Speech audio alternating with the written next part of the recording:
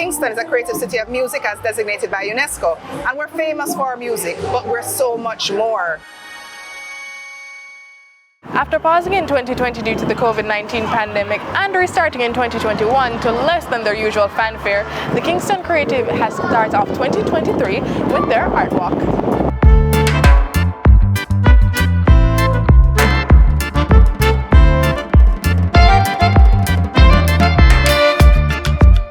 Just imagine, with COVID happening, it really took a big hit. I wouldn't say a big hit, but we took a big hit because we couldn't keep our actual events.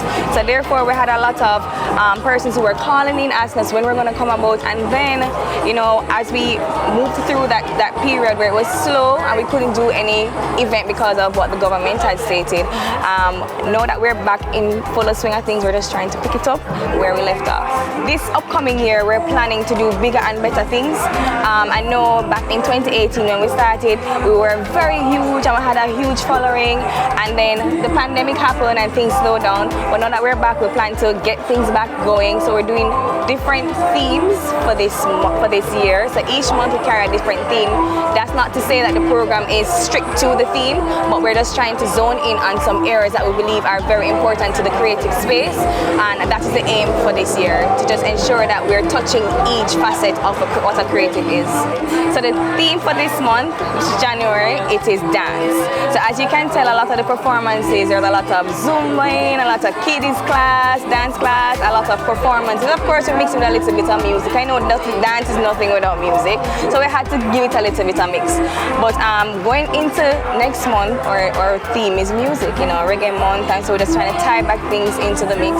So we're moving into reggae month, and as we progress, you guys will see on our socials how we're going to progress for the year in terms of how we're going to theme each month.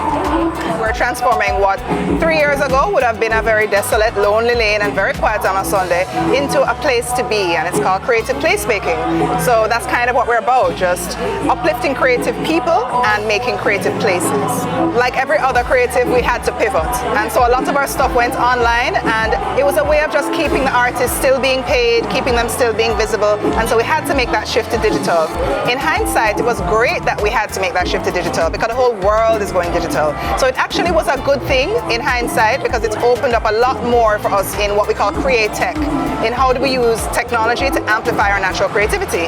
And so this year we're actually launching a new app called the Culture Connect app, and it's going to be available for download next week in February. And that allows you to, it has a map where you can see all the different cultural locations in downtown Kingston, because you know sometimes it's like this big hidden secrets. Where is Ipa Spice? Where can I find it? And even if we say come down to the ArtWalk, people are like, where is that? Where is Water Lane? So we've developed an app that shows everybody where all the great cultural spaces are. It also allows you to book tours, because you know some places you need a guide to take you that knows the area, knows the significance of what you're looking at. So you can book your tours on the app as well. And then finally, you can buy from all the artisans. So all the artisans that you see here today are on the Culture Connect app. So you can buy from them 24/7, whether you're in China or whether you're in Mobay. Kingston is a creative city of music as designated by UNESCO, and we're famous for our music, but we're so much more. You know, there's Rex Nettleford, there's all our food and cuisine, our culinary arts, there's our writers, our literary arts. Let me not leave out the dance. So we just felt that it was very important to let each art form have its own moment, and especially film and animation, you know. So there's a way in which we could just kind of focus in our music and forget about the rest of the creative industries, but we're just rich in talent all over. So that's why we decided to have an ArtWalk focusing on different elements of our talent. Each one of the people that come down here today are part of that renaissance. Downtown is not a place that you pick up yourself and go. It has a stigma, it has a reputation, but these people are all part of shifting that. And so we have citizens who are partners and who are responsible. We have government partners like the Tourism Enhancement Fund, the Kingston and St. Andrew Municipal Corporation, Ministry of Culture, and many other government stakeholders who fund us and who are part of it. We have multilateral partners like the IDB, like the World Bank, who make sure that we can fund programs and capacity building for creatives, not just creatives uptown, but creatives in downtown too. So it's very important that we kind of work together with these partners and never think it's us just doing it on our own. We might act as a catalyst, but the responsibility is definitely shared, so it's not so heavy. We think of it as everybody anybody's job to turn around our capital city, because at the end of the day, Kingston belongs to all of us, and we all want this to be a better place for our kids to enjoy and our creatives to display their talent and people to do business. How does it feel for you to be having such a close hand in creating these beautiful spaces in the city? It feels amazing. The process might not be so amazing. It's not, it's not all glitter and gold, but it feels amazing to know where it's coming from and where it is now. And we're seeing the vision come to life, because every year there's significant changes to the street. As you can see, the street is now paved. It's more like a walking street now, and kind of like a live gallery, art gallery. And this wasn't like this 3 years ago. So it's amazing, it's fulfilling, and it's very intriguing to see the change and of the stigma of downtown, from people saying, no, I'm not going to downtown, to, oh, let me go to downtown and shoot a music video or have a photo shoot or shoot a commercial. That wasn't something that happened 5 years ago. Paint the City, we are pretty much taking over Water Lane, so to speak. So we're connecting the National Library of Jamaica, going straight back to the National Gallery of Jamaica, kind of creating more like a live art gallery, connecting pretty much downtown from one end to the other.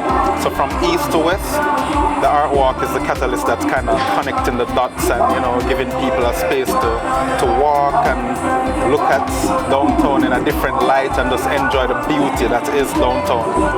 The AR augmented reality that is a part of most artworks here on the ArtWalk is actually something that came about with the introduction of the artworks that are on the ArtWalk. So most of the murals here actually have augmented reality built into them, where you can come using an app called Artivive, and that will kind of give you kind of like a running history of the artwork, maybe even the artist himself. So it's free for anybody to come and check out. ArtWalk is enhancing the Jamaica culture, and Institute of Jamaica represents Jamaica's rich tangible culture. So that is why we think it was good for us to be a part here.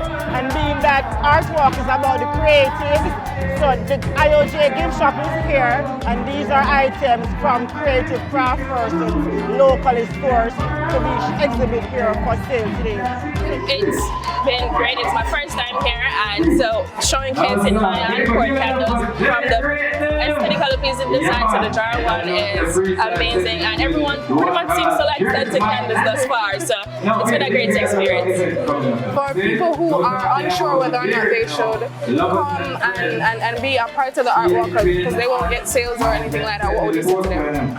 Don't be afraid, you will get sales, because the capacity of persons that are going in and out of the area is pretty much insane. We have elderly, the millennials, the kids walking past wanting to smell the candles, so it's for everyone. Is this you guys' first time here? Yes, it is. How have you been enjoying the day? It's lovely. I kind of like that they put a focus on the arts. I think more places in Jamaica should also do that. I love that they're highlighting artists, arts and crafts is a field that most parents are going to tell their kids to go into. It's good that it's highlighted so that it can be done. What about you? How have you been enjoying it? It's been cool. Like, I always pass here and I would look, but not really come down here. So to come down here and say there's so much different kinds of art, it's really interesting. And then the different vendors, like, if you never come down here and see it, like, I wouldn't know about them. You're also here with your baby, correct? Why? Because it's a kid-friendly environment, so why not carry a child?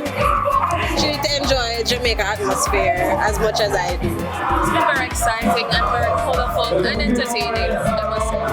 For people who are hesitant to come down to Water Lane, what is your advice to them? Take a water, but it's not doing anything to you. And there's a lot of people around and security, so you wouldn't have to really worry about getting hurt or stolen. I think my advice is same for anybody, no matter where you go. Just be conscious of your surrounding. There will be people that will try stuff, no matter if you're downtown, uptown, the sea, wherever. Just be cautious. I say it's pretty secure. We're surrounded by a lot of persons who should be afraid.